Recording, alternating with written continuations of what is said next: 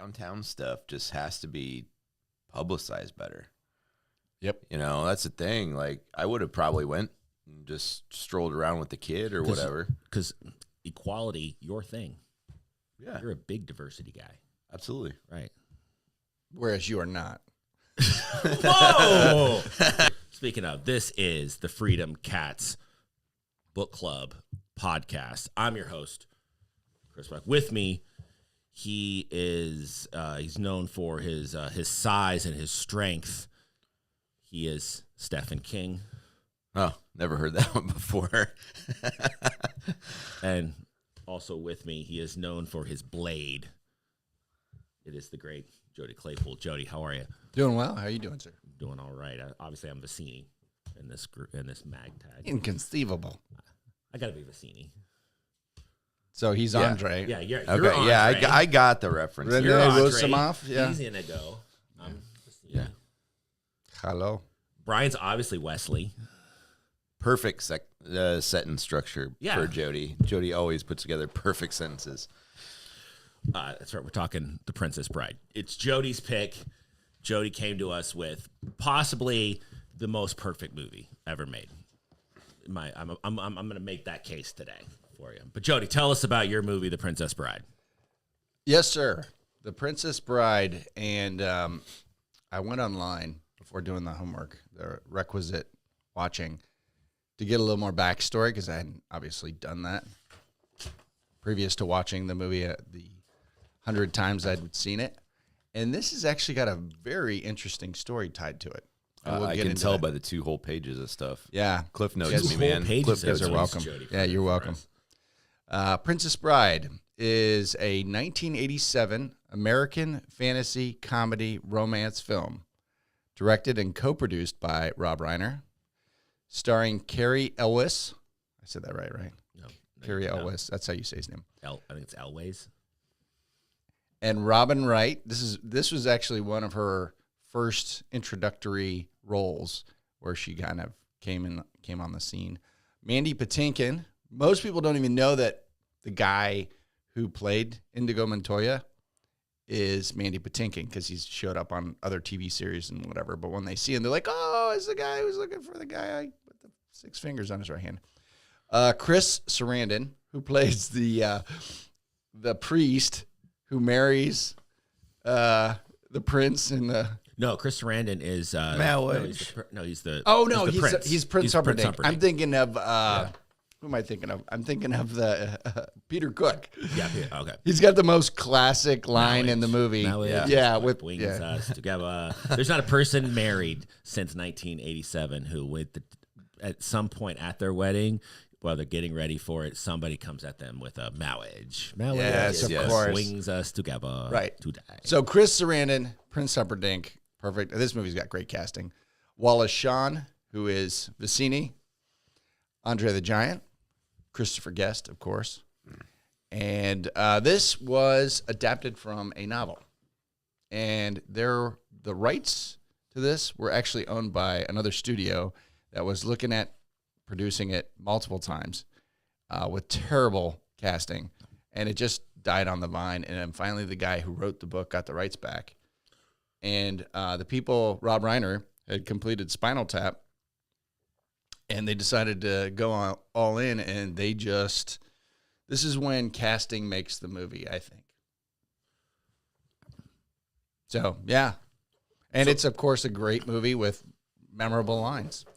The guy who wrote the book is also the guy who adapted the book for the screen, the king of screenplays, Mr. William Goldman, 2-time Oscar winner, All the President's Men, Butch Cassidy and the Sundance Kid.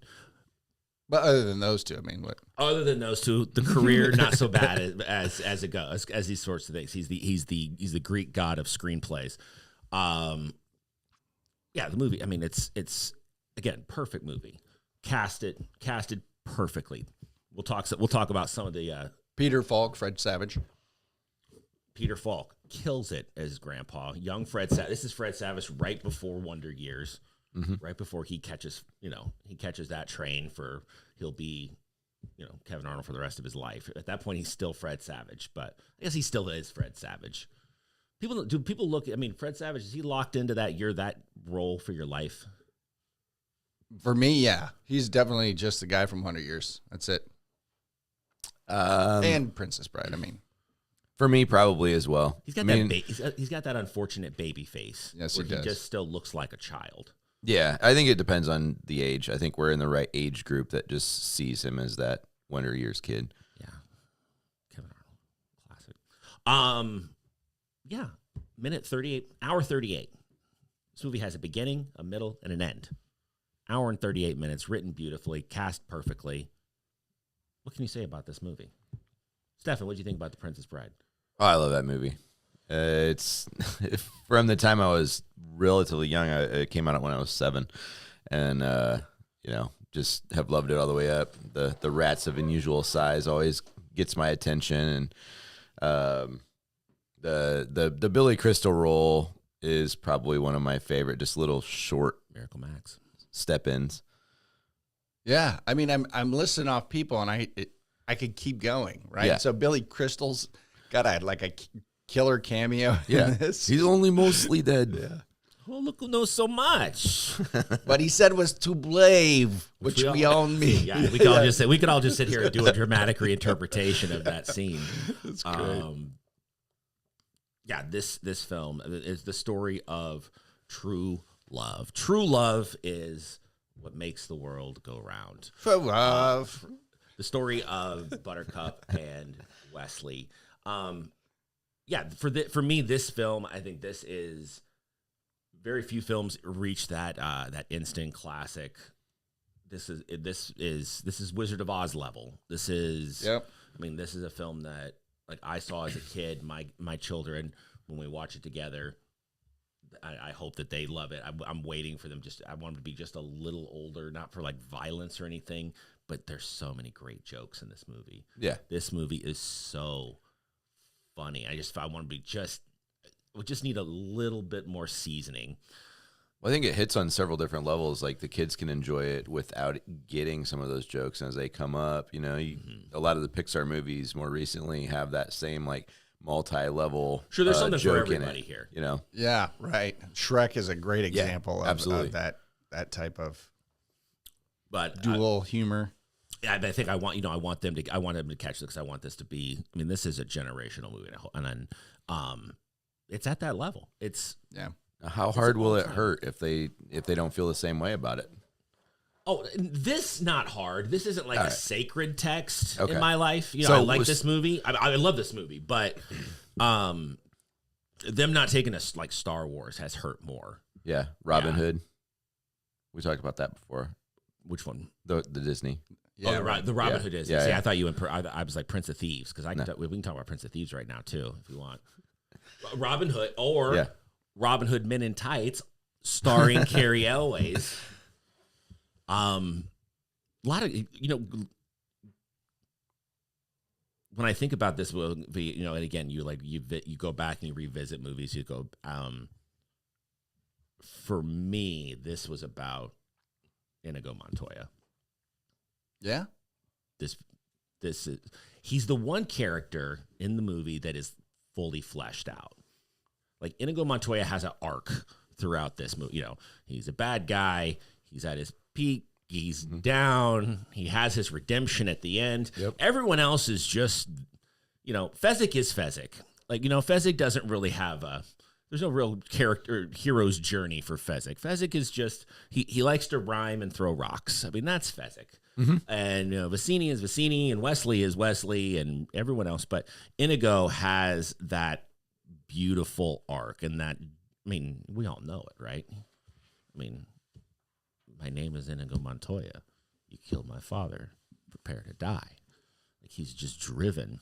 Well, that's the love. And Chris always amazes me because you picked out something that I think most people don't recognize. They think of Wesley as the fully developed character because the story seems to be built around the love between Wesley and Buttercup. Sure. But no, you're right. But the Wesley just starts as a farm boy. He doesn't really have any context. He goes through some hardship because, Well, first off, like first things first, back up for a minute. Like this movie starts. This actually isn't the movie about Wesley and princes and things. It's about a grandfather reading a book to his grandson on his day off. Right. Mm-hmm. It's the story within the story. But in the end, the movie's about this grandfather sharing this story with his grandson. You have Fred Savage just faking sick. Yeah. Like pulled one of those, hey, I guess now we call them mental health days. Back in my day, we called it faking sick. I didn't want to go to school. What kind of video game was he playing? Was he playing Atari or was that Activision? No, I think it was a Nintendo. Was it Nintendo? I thought it was like a 2600 or something. He's playing like that brutal baseball, that stick figure. Freedom Cats is brought to you by 24/7 Cars. Are you looking for an affordable vehicle that you'll love? Then come see us at 24/7 Cars. With 2 locations to serve you in Larwell and Bluffton, you'll find what you're looking for at 24/7 Cars. That stick figure baseball. Yeah. Now I'm going to be hung up for a minute on what he was playing. We'll get back to that. Maybe producer Brian can help us out with that little tidbit. But he's doing his best. I'm going to stay home, maybe catch a little Price is Right, chill out at the house, and then Grandpa bum rushes his whole with scene. With a book, a kissing book. Yeah, that's the best. Book. Yeah, it's just one of those kissing books. But the one of the things the movie is kind of giving us a hint at the beginning, like, let's not take, this is a fairy tale. Okay. Mm-hmm. Let's not get too caught up in. And they own it in the production value and the contrast between Peter Falk and Fred Savage being in a realistically recreated room. And then you got the RAOUSs, which are just terrible puppetry. It's phenomenal. Not even puppetry. 4-foot guy in a suit. Yeah. It's a guy in a rat suit. It's so fantastic. Story in the research, the guy in the rat suit. So there's a guy, little 4-foot guy who weighs about 50 pounds in the rat suit. He went out one night and had too much to drink and got arrested for a DUI and was pleading with the cops, like, please, you can't arrest me. I'm in this movie. I'm a rat. Like, I was like, what are you talking about? And throw him in the drunk. They throw him in the drunk tank. He's arrested and he gets bailed out and he makes it a set late. But if you watch the movie, there are a couple of scenes where it looks like that Wesley is wrestling an empty suit, because he absolutely is. The guy hadn't shown up. He was late to production, so so there's sometimes where the suit is empty because the guy wasn't there because he had got arrested the night before. That's fantastic. But you're right. I mean, I think that's one of the things that I enjoyed so much about this movie, and I think one of the things that makes it timeless is that it is filmed on a set. It's all practical effects. When they own it. Yeah. They own that whole production value thing. It wasn't like they tried to make it look hyper realistic. And I'm glad that, because if this movie, if they remake, and if so help me God, if they remake this movie, so help me God, if they touch this perfect film and make for a new audience, leave it alone. Right. Leave the Princess Bride alone. I cannot agree more. But if they do, it'll be CGI rats, and it'll be grand vistas, and and it won't be the same. The charm is in the fact that this thing's shot on sets. Yeah. Like the area, like where they have the fencing duel. Mm-hmm. Where Inigo and Wesley, there's one scene where when he swings on the branch that suspiciously looks like a gymnastics pole. I mean, that's where the charm in this movie lies. Yeah. I mean, it's all basically Fred's character's imagination, right, of what this might be from his granddad's telling of the story. And I like those scenes where it pulls you out of it, where it reminds you of that, like when Buttercup dives off the boat. I was just going to bring that up, right?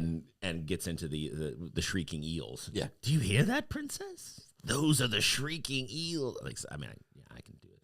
This whole movie, if you guys want to just watch. And then he pulls you out of the story, just to remind you the story. This is a story within a story. Right. But back to my thought, like Inigo, though, is out of that. He transcends that. He has an entire character arc. He's the one character in the movie that does. And while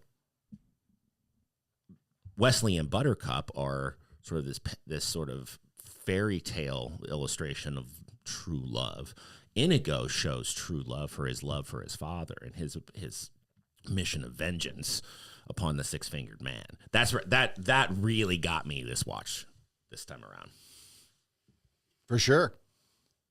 I like that you identified that, because it does build out. There is a parallel and more mature story there, and it adds to Wesley's journey, right? When he meets this wonderful swordsman, which, by the way, the setup to that is hilarious, right? Because they meet, they thought they wiped him out, right? He's a better sailor.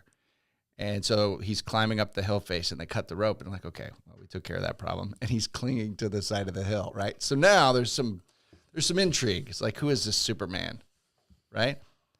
And so Inigo Montoya wants to sword fight him, but he's bored sword fighting people, so he's going to sword fight him left-handed. Because he's a man of honor. It would be unfair. It would be unfair if Inigo Montoya faced this man with his right hand, so he'll face him with his left. Right. And God, so, how great is Inigo Montoya? He's the best. And but he's anxious, so he won't let him just climb up the hill face. And they have this whole negotiation. And it's just the right. I mean, it's perfect. It's so good. It's perfect. And then he gets up there. He gives him time to relax, and then the beautiful nugget happens where the pirate Dread Pirate Roberts, is asking Inigo Montoya about his life. Yeah. And he tells him that beautiful story about his dad being a sword maker. Mm-hmm. The expertise is generational deep. And then he gets murdered. And this is when Inigo is 11 years old. So his passion for revenge has driven him to be the ultimate swordsman his entire life. This is all that has mattered to him. Yeah. That's all there is. All there is avenging his father against the six-fingered man. Yeah. And then he loses. And like the back and forth between them, where it's like this, well, I am not left-handed. Right. And then you're not left-handed either. He's bested. He's bested. It crushes him. Yes. He can't operate any longer because he's been bested. His whole existence is becoming the best swordsman in the world, so he could avenge his father, and he's not. And what does that do? And what does that do to anybody, right? Yeah. Like your whole life is you plan your whole life. Like, because we ask you, hey, Stefan, you're 15. You've got it figured out by now. What are you going to do with the rest of your life? I mean, it's one of those things where it can be soul crushing when you set that up right then. Yeah, dog, I have 2 degrees that I don't use because I didn't have the right answer. I was like, this pretty good at this. Okay, it destroyed him. It wrecked him. Yeah, he's the next scene. He's drunk, sitting in the village. Yeah, and he went back to the beginning. This is where I am. The Vicini said, "Go back to the beginning." And then Fezzik. Let's talk about Fezzik. There is no greater ride or die than Fezzik. Fezzik is just a good dude. Played by Andre the Giant. Yeah. The first ever person inducted into the WWE Hall of Fame. Yeah. Almost played by Arnold Schwarzenegger, if you could believe that. Which, it doesn't work. Because as impressive and huge as Schwarzenegger was back then, at that point, I mean, he's fully pumping iron level, just roided out to the when they were first looking at him, he was undiscovered. He was he was still trying to figure out that acting thing. Andre's just perfect in this role. Mm-hmm. You ever see you guys wrestling fans at that time? Yeah, at that time, or at a time when you could appreciate Andre the Giant. It was Andre the Giant and Hulk Hogan going back and forth for a while. Sure. You remember Hacksaw Jim Duggan? Oh, yep. Yeah. Well, That's the Oh, those are the Bushwhackers. That's right. Wow. Yeah. Right. Yeah, yeah. So obviously you're a huge fan. You know what? Obviously. There was a Sunday lineup, right? It was, well, for us anyways, it was a Sunday lineup. Mine was on Saturday. It was the Saturday Wrestling Heroes or show or whatever. Oh, the cartoon show. Oh, well, that was Hulk Hogan and his rock and roll wrestling. Okay, segment. yeah. Brian, oh, there's the moment where Brian didn't know about something. Brian, there was a cartoon back in the day, Hulk Hogan's rock and roll wrestling. Let's something. see. It was well, back in the day, Saturday mornings were the mornings every kid reserved for cartoons. Absolutely. That's what's wrong with today's youth. Yeah, in my honest opinion, is they have nothing to look forward to for Saturday morning. Yeah. Well, like we can watch local news all morning. Well, now they're pushed out the door to start their, full weekend of activities, right? Yeah, I guess. My kids are grown. I don't know. Yeah, Hulk Hogan was back to the cartoon. Yeah. So, Hulk Hogan versus, it was on the good, and he had his group of guys, like the Junkyard Dog. Yep. And, yeah. And, I'm trying to think of the Sergeant other. Duggan, I'm I sure thought so. Roddy Piper was the bad guy. He was the leader of the bad group, and he had like Nikolai Volkov on his team, and Andre was on. He was a heel. Savage would have been on the good guys team. Yeah, that was my prime. Like I'm watching wrestling. Period. Mm-hmm. Who was the guy who had the? That was Ultimate Warrior. Ultimate Warrior. You know how quick that that was the time for me. Yeah. You know how quick I got that. Yeah. Was it Superfly Jimmy Snuka? Yeah. Murderer Superfly Jimmy Snuka. Yeah, that's you want to go on a deep dive later today? Yeah, Google Jimmy Superfly Snuka. Kill people, bro. Yeah. Dark there. I saw Ultimate Warrior versus Andre the Giant at the Sullivan Arena in Anchorage, Alaska. It was the worst wrestling match ever produced. Andre was old at that point. Oh, yeah. I mean, he was right at the end. Even when he was going up against Hulk Hogan, he was getting toward the end of his career. Yeah, so, I mean, Andre... What was he doing? He was drinking like 4 bottles of wine a day or a night. There's stories about Andre crazy. the Giant drinking cases. There's a really well-done documentary on HBO Max called Andre the Giant. Yeah. Just the stories, like when he would go to Japan... He would eat Japanese people, just pick them up. He is the basis of the kaiju movies, actually. Yes, some people are like, are you being serious? Yeah, they're like, some people are like, oh, Godzilla, it's a metaphor for the A-bomb. No, it's about Andre the Giant. Made that up completely. Dude, you do that so often. The A-bomb thing is real. Godzilla, but not the Godzilla. The atomic bomb. Yeah. That's their like cultural reaction to that. It's like, you guys dropped a bomb on us. It was very much like you dropped there it is. Bomb on me. Hulk Hogan's wrestling. There it is. Yeah. Okay, so awesome. You've got awesome. Okay, quality. Nice job, Brian. You got Andre the Giant. You've got. I don't know. Is that the $1 Million Man? How dare you, sir? You got Hogan. Mr. Fuji. That's the Iron Sheik. As you can see, very culturally aware. You have Nikolai Volkov. Yeah. Maybe that's the. No, that's the British wrestler. The British wrestler. There's Rod Piper. Roddy Piper. There's Jimmy Superfly Snuka. You've got Captain Lou Albano. Right there. Yeah. Junkyard Dog. Again, not really a great one of the Bushwhackers. Oh my! Look. Okay, this is the problem. Like people talk about like racism and things and racist imagery in our country. Man, this was like 30 years ago. This wasn't like 100 years ago. This was on national television like 30 years ago. Guy had a collar around his neck and a chain coming off it. Jeez, oh Pete. Don't get me going. Yeah. Hulk Hogan, rock and wrestling. Didn't age well as I look at it. So Andre the Giant's Freedom Cats is brought to you by JC Innovations. We provide engineering services for medical device development and defense.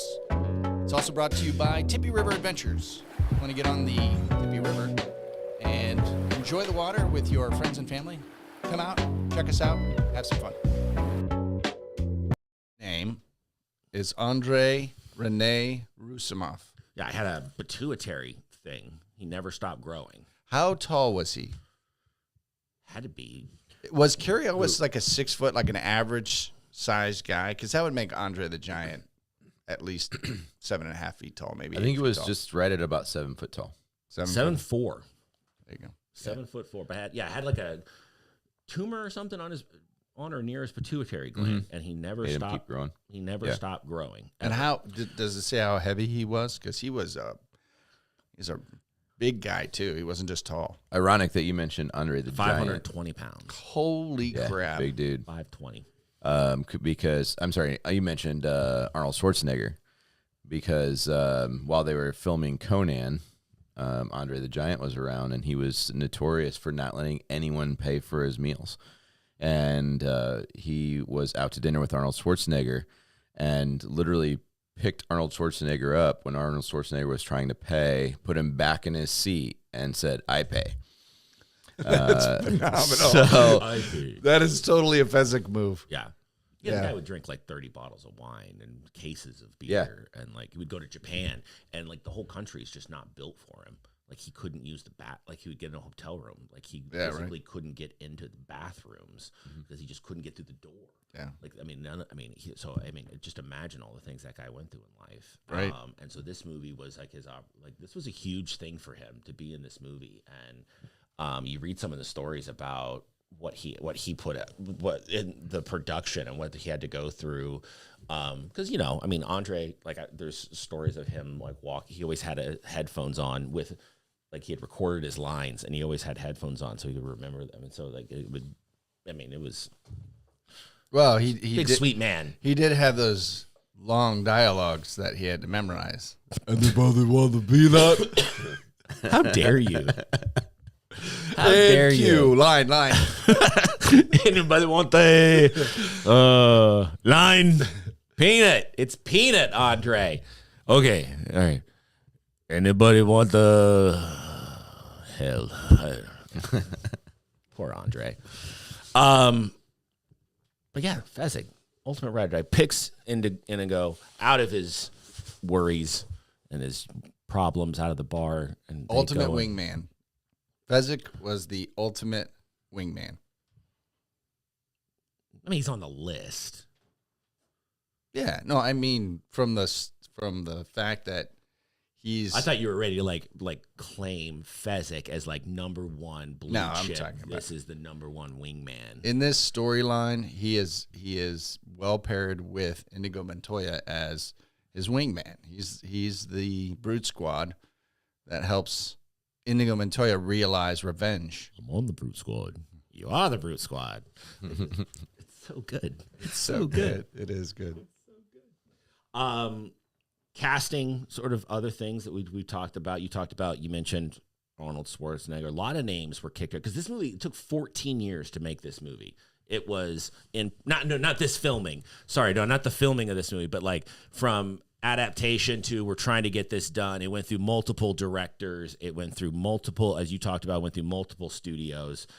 Some names, some of the women that were the actresses that were thought to play Buttercup: Uma Thurman, Meg Ryan as Buttercup. I mean, yeah, Meg Ryan's cute. I don't know if she's like portrait princess, like.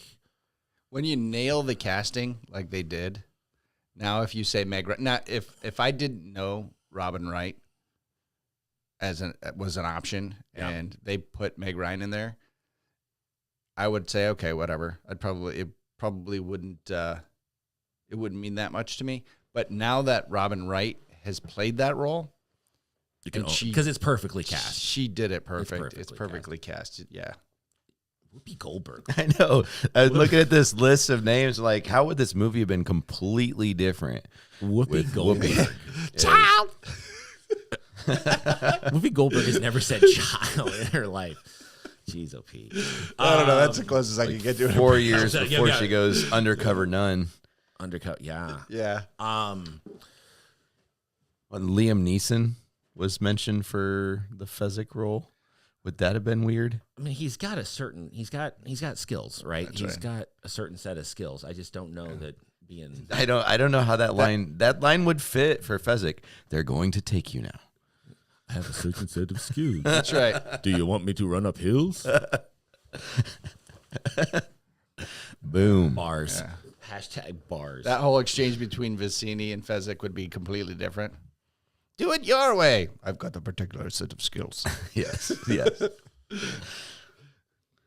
And in the end, true love prevails. You know, the one casting change that could have made sense was Danny DeVito as Fezzik.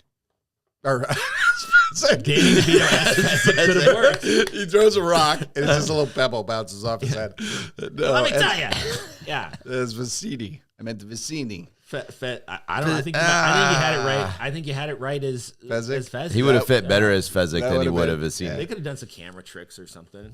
Well, you know what? They did that. That joke played out in Avengers. Avengers. Yeah. They had Peter Dinklage, Yeah. and he was a giant. So that it played out in another movie. That's funny. Danny DeVito as Vicini. Yeah. Sure. I mean, it's Danny DeVito. I mean, yeah, he'd make that. I could see that, but what's his name? Wallace Shawn. Yeah. Wallace Shawn just has that sort He's of. got the lisp. And he's got that miserly. Yeah, he's got that little ratty look. Yeah, and he's got that like you want him to lose. Like I don't know that I want it. Like you want by the end of that scene, you want Vicini to drink the poison. You're ready for Vicini. You're actively Danny DeVito. I can't see a scenario where I want Danny DeVito to drink the poison. It would have made his. You're right. It would have made his character funnier. Like every interaction would have been funnier with Danny DeVito in it in the storyline. But it would have ruined the character arc because you're right. You do want Vicini. Someone in that little group of bad guys needs to actually be a bad guy. Right. Yeah. Like I mean, he's comic book bad guy. Sure. Yeah. and Totally. the other two are so. I mean, guys like so damn cute. Like whatever. You didn't know what you were doing. It's fine. And Inigo is just sort of. He'll do whatever as long as he thinks it might help him one day run into the six-fingered man. Right? Played by Christopher Guest. Yeah. Christopher Guest. Can't beat that. So good. He's so good. Oh man, he is so creepy in that role. Oh, when he's torturing Carrie Ellis. Because he's so compassionate Yeah. about, I've just taken 6 years off your life. It's for posterity, so be honest. Yeah. So good. And then Chris Sarandon as Humperdinck. Mm-hmm. You guys a big Oh Chris my Sarandon gosh. heads? When they're tracking Buttercup and he just keeps escalating, but it's not really escalating. It's just he gets more like the way he describes it, put out. Yeah. I'm really put out. If she is otherwise when we find her, I will be very put out. Did you guys ever see Fright Night? Yeah, I don't remember it. Okay, I'm not even going to say the original or the sequel because we'll get into this whole can of worms. Yes, I saw the original. He's the vampire. Yeah, Chris Sarandon's the vampire in Fright Night. Fright Night is about a movie. Teenage kid obsessed with like horror films, and gets a new neighbor, moves in, who's like this really handsome man about town, bringing ladies home every night, single guy. And he suspects though that he's a vampire. Twist, he is a vampire, and then wackiness ensues. Chris Sarandon's great in that. Got a Burbs vibe to it. It's a little more horrorish. Yeah. So great scenes of like how do you recruit your friends to kill your neighbor? Because he is a vampire, but he's also Check out Fright Night On the HOA Facebook page. on your how would your HOA handle a vampire moving in to your neighborhood, Jody? Is there It depends where in the neighborhood the vampire lives. probably behind the gate? Like Yeah, they could be. They could be vampires. Nobody really goes past the gate. You just go up to a gate to get your full-size candy bar during Halloween. but that's it. There is a guy in our block, shout out to Chris, at the very end who goes all in during Halloween. Yeah. And turns his garage and driveway into a legit, haunted experience. Yeah. To the point where a lot of kids are traumatized. So I get that. So they have to go down to the cul-de-sac. There's no place for them to go out of the neighborhood. They have to come back by my house. You can see the kids having to deal with what happened over at Chris's house. It's great. Oh, it's so good. Yeah. There's a couple people in my neighborhood who go extra. Well, people come. They'll come to the neighborhood. Yeah. And they'll go get their full-size candy bar experience. And get all the candy. But yeah, they go for Chris's haunted experience. Yeah, it's great. That sounds. Yeah. So he shout might out be to Chris. Yeah. Probably not a vampire. That sounds like a pretty cool thing to do. No, I don't think so. Although he is a pretty suave guy. He could be. Do they have blonde vampires? He's blonde. I think anybody can be a vampire. Yeah. Is he out a lot during the day? I don't really know. See, if you don't know. But is that movie vampire or is that real vampire? That's the problem with the vampire thing. It's like how much of it is the movies, how much of it is, is garlic mythology really a problem? Yeah. With these fake things that were made up? And maybe they're not maybe there's no medical thing. They just don't like the smell of it. It's just like, ugh. It's like onions. You could do onions. Yeah. Too. Probably depends where in the world you're from as a vampire. Sure. As to what smell. Yeah, if you're Italian, you dislike the most. Italian all over vampire, you. Yeah. and you got the garlic thing. Like, hey, what a how nightmare you that doing? would. Yeah. What a nightmare that would be. What, that's your Italian? That's it. That's what I got. Hey, how you doing? Hey, you want to come over there and eat that garlic? Born on the south side of Chicago. Jody does impressions. Is our new Mel Smith, the albino. In the Pit of Despair. Tell me that it's not the best scene. I mean, there's a lot of best scenes, but that Pit of Despair. You're in the Pit of Despair. Nobody gets out of here. No, yeah, I mean, and then there's Miracle Max. Billy Crystal. Are you a big Billy Crystal? Do you like Billy Crystal? I like Billy Crystal. I'm not. I like Billy Crystal as Miracle Max. That's my take on Billy Crystal. That's your Billy Crystal. Him paired with Meg Ryan, he was never really like a romantic comedy protagonist type character for me. Put him with Vincent Price and, the other yay who's wrangling up buffalo or bulls or whatever. Or Miracle Max. Boom. That's Billy Crystal. So you don't buy him as a romantic lead. I don't see him that way. No. You don't think that that was like a win for us, like everyman looking dudes? Like, I wonder if there's a character though that is the visual Billy Crystal character, like Steve Guttenberg, Billy Crystal. They like the curly haired. Gutenberg was like a sex symbol in the 80s. That's what I'm wondering. That doesn't happen today. I'm wondering if that's a character, and Billy Crystal was kind of riding the coattails of that, like curly-haired, dark-haired character. I mean, back in the day, it was LLSG. Ladies love Steve Guttenberg. Yeah, no, I get it. Yeah, you do. Police Academy. Short. Now they would ask if there's gluten involved. Steve Glutenberg. More like is there gluten? Glutenberg. Is there gluten in that? If you've seen Steve, there's been some gluten. That's nice. That was well played. More like Glutenberg. I think Billy Crystal is the consummate awards show. He was growing up. He did it for a long time. Yeah, he was the Oscar guy growing up. Now, here's the other question about Mr. Crystal. Can you imagine the fact that he went to college and was given a full ride baseball scholarship? No. To college? Did you make that up? No. No. There again, another trivia thing. And this was ironic. What college? I don't know. Okay, so that's a piece. I mean, right. Yeah. Yeah. But good for him. Some technical school. Look at me. He gets a full ride sports athletic scholarship, and I'm like, but what? What? Yeah. Crap. Kent State over at the Youngstown branch. I know. Good for him. Billy Crystal's fine, but I guess I'm with you. I mean, I like When Harry Met Sally, but I don't know that I buy him necessarily as like the lead Now he's Mike Wazowski. He's got that going on for life. Yeah. Yeah. Which is That's a great role for him, though. Sure it is. I mean, I'm sure those checks are nice. Now you get them Disney residuals. That's got to be nice. See, he's got that distinct voice. So yeah, make him an animated character. Yeah, for sure. All right. Well, as with true love, this podcast prevails. It's time. I mean, at this point, we need to figure out: does the Princess Bride is it canon? Is it a book club? Is this an official Freedom Cats book club selection? I don't think that there's a reason to really ask that question. I think, it's got to be. Yeah. I mean, there's just no argument against a movie that shaped all of us over the years. Yeah, I mean, like I said, it's a perfect movie, perfectly cast, perfectly written, beginning, middle.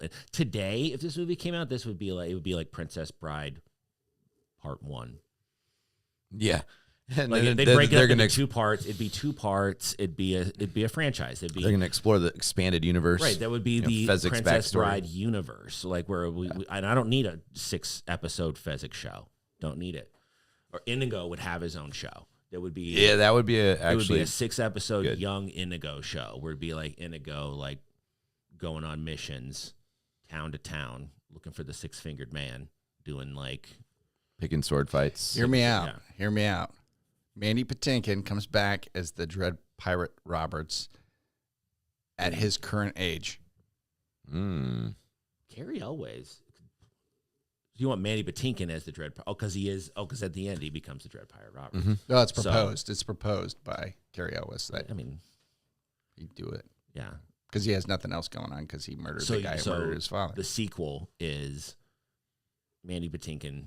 He's the Dread Pirate Roberts. Yeah, but he's like at his current age, so Wesley and Rosebud's kid, right? Wants to join the old family business. He ends up on their on the ship. Yep. Who plays young Wesley Jr.? When we're talking young, like what type of age are we talking? Are we talking about like Chalamet, young? Holland. Yeah, there you go. Tom Holland. There you go. Because he's in everything else. So why not? Yeah. So Tom Holland is young Wesley Jr. Oh, he could do that too. He's got that look. Yeah. Yeah. Yep. And he goes on his own search for love and then you got Dread Pirate Roberts kind of leading the way. He's sort of like he's the Gandalf role. You know what I mean? Guiding. Or boom, there's George Clinton. Yeah. There's your George Clinton on the boat, end of the scene or end of the movie. Yeah, George Clinton's at the end of the movie because George Clinton concert makes everything on the boat. Yeah, at the end, there's a George Clinton concert. Now it's kind of feeling like Muppet Treasure Island. Oh, I was picturing that totally. I was totally picturing that. Now that I think about it, it was Muppet Treasure Island. Wasn't it? Dang it, we were on to something there. We were there. Of course, this movie is a official Freedom Cats Book Club selection. It's a perfect movie.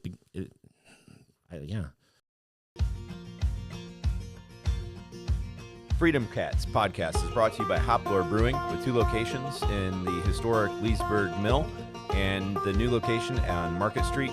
We brew with innovation.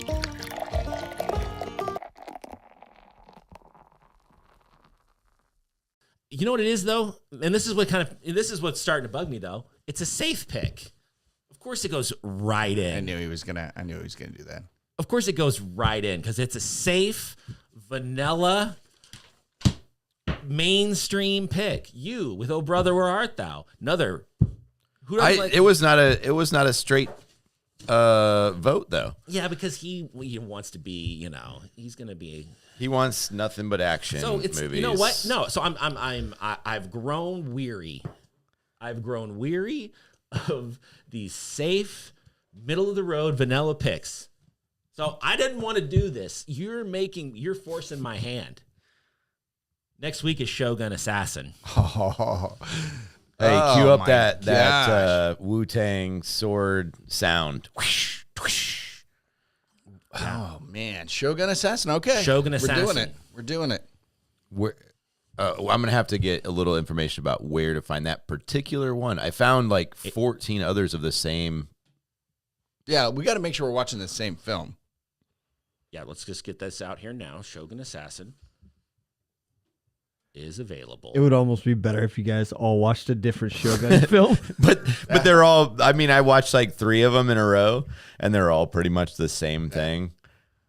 Shogun Assassin. Remember that time when the leprechaun came out of the bush and started That's attacking right. the guy? What are you watching? Well, ironically, it's Leprechaun 5, not Leprechaun 4. Looks like this month, Shogun Assassin is on the Criterion Channel streamer. So it looks like I'm sharing some passwords with you this week. Ixnan the Ockingtay, man. The brothers listening. Oh, my bad. Yeah. I mean, this week I'll be pointing you to where you can subscribe to the Criterion Channel. Thank you for helping me to lose more on my Netflix stock. Yeah, how about Netflix? How about their approach to that? Hey, everyone's leaving, so we're going to charge more. No, put better stuff on. Bottom line, put on better stuff. Bring me back. Right. And it's all the like off the wall things that do really well on Netflix, like these terrible movies that were like Rotten Tomatoes like 20%, but then they blow up. Yeah, on Netflix. So bring me more terrible cinema, Netflix, and I will watch it. I will watch it. You know, and Japanime. I mean, give me some of that good anime. what's some good anime, Jody? Tell us about. Do you good watch the anime. screen from right to left too? Yeah, how does that work? When you watch the anime, do you have to watch it? In my homeowners association. Yeah. Captain Manga of the Homeowners Association. Yeah, Mr. Yeah, he was way too vague on that. Like, I hear that they read them from left to right. My That's friend, their custom. friend told me. Yeah. So what's some good anime, Jody? I don't know. Don't. Oh, no. Don't try to play it off like you're down now. Come on. Well, Bakuman. I don't know if anybody ever watched the Bakuman series, but there's like they chunked it up into 3 different. Okay. Yeah, 3 different episodes or 3 different storylines. Will that be a pit? Will you bring to No, us? Will no, you bring no, that to the table sometime? No, we got to get through. I mean, you're right. I brought a safe pick, but everybody can relate to Princess Bride. Okay. Oh, just So- wait. Everyone can relate. Absolutely. At one point in my life, I did have to become a pirate. Right. No. I think you're going to be surprised just how relatable Shogun Assassin is. So this is going to start us down a rabbit hole, right? And that's what you want. You want us to go to, The Man Who Knew Too Little. That's a Bill Murray. Most people don't know that movie. It's a great movie. How do you know most people don't know that movie? No, I don't. I've talked to people and they don't know that movie. Yeah, it's not a Murray. I mean, you got to be kind of like you got to be a Murray a fan. little bit of a Murray head. Yeah, It's not. and a it's main a pick. find. It's not one that Jody would pick for the book club. It's not safe. That's what you get when you're panning for movie gold.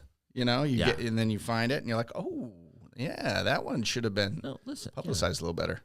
I mean, the Shogun Assassin is about family. You'll see. But then, so you got The Man Who Knew Too Little, Big Trouble in Little China, Kung Fu Hustle, and then you're like, okay, where are we going? How are we going to choose? This is a choose your own adventure movie rabbit hole you're setting us down. Listen, Stefan has the pick after me. He can do whatever he likes. Yeah. I'm just like I'm just here to. I'm just saying. There's a little. We need a little spice. Okay. It's feeling a little bland. Little too much. What do you call it? Eggs and noodles? No. Noodles and mashed potatoes. What's that Midwest thing that everybody eats? The noodles on the potatoes. I don't know. Don't chicken do that. and noodles, turkey and noodles, beef and noodles. Like enter select meat. I'm sure there's pork and noodles, maybe fish and noodles. Is it in a bowl? No, people take mashed potatoes and then they put noodles on and then it. gravy. Yeah, because we need more carbs for our carbs. What is that called? And you wash it down with what is that called? bread. What's it called? Bread. It's not called bread. What is that called? You own 2 restaurants, mashed potatoes, noodles. I don't have a specific name What for that. would you call it? I mean, chicken and noodles is Maybe it's chicken and like in the Midwest. Chicken and noodles is my wife's served sugar- on mashed potatoes often. My wife is a vegetarian, so maybe hers just doesn't have the chicken in it. But like, So what is she? What is it? Is it it's just noodles. Is It's it just vegetable noodles. and vegetable potatoes stock? and gravy. Is like the noodles in a sauce? I mean, she's not a weirdo about it. She'll use like chicken stock and stuff. Like, she's not like vegan. Like, No, I get it. Like, She's Okay. not one of those weird vegans. I went ahead and looked it up for you. The official title is chicken, noodles, and mashed potatoes. that's the official chicken noodles and mashed potatoes. That's how ironic. that sounds about. That's what they would call it. I mean, what is this? It's chicken noodles and mashed potatoes. Yeah, because you can't just call it roast. Like, that's another Midwest thing. It's got to be roast potatoes and carrots. I had some friends. Speaking of like weird Midwest things, I have some friends trying to teach me euchre. Yes. That is the geez, oh Pete, that is that game. My goodness. I like me some euchre. Yeah. There's no more. I always try to bow myself out. Anytime anybody wants to play, I'm like, don't know how to play. Yeah, it's just. And then I get Hey, it's goaded hearts, into but it. we're playing spades, and it's just a mess. The whole thing's just a mess. I'm the exact opposite. Somebody says euchre, I'm like all in. Yeah, you'd like. I'm these ready. folks. You'd I'm like ready. these Let's do it. So, so I played one time. It was abusive. People like not helping someone learn, but just yelling, being mean. Oh, yeah. So then I went on. I've been watching YouTube videos. I got the game. I got it on my phone now, so I'm learning, coming back, much like a Gonna be Shogun assassin would. Euchre hustler. Yeah. Lose the first 2 rounds and then boom, blow them up. So next week, Shogun Assassin. Shogun Assassin is actually 2 movies that were edited into one movie for the U.S. Called Lone Wolf and Cub. Mm-hmm. It's a story of a Shogun.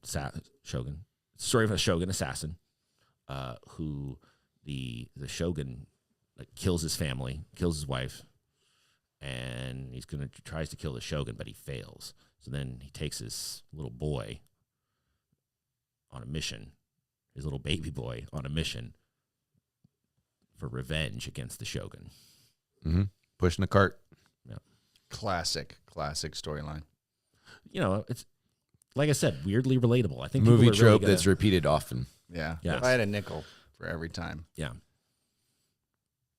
Watch this and then go back and rewatch Mandalorian. You'll see it a different way. That's all I'm saying. And then watch any of those westerns, right? Because a lot of those westerns, classic westerns, are based on samurai. Mm-hmm. The man had he had the power of 12 armies in the swing of his sword. The swing of his sword. Shogun Assassin next week. All right, thanks you everybody. On behalf of everyone here at Freedom Cats, I'm Chris. I'm Jody. Stefan. We are the Freedom Cats. We got it. We nailed it. We nailed it. We did it. Oh. Nice job, boys.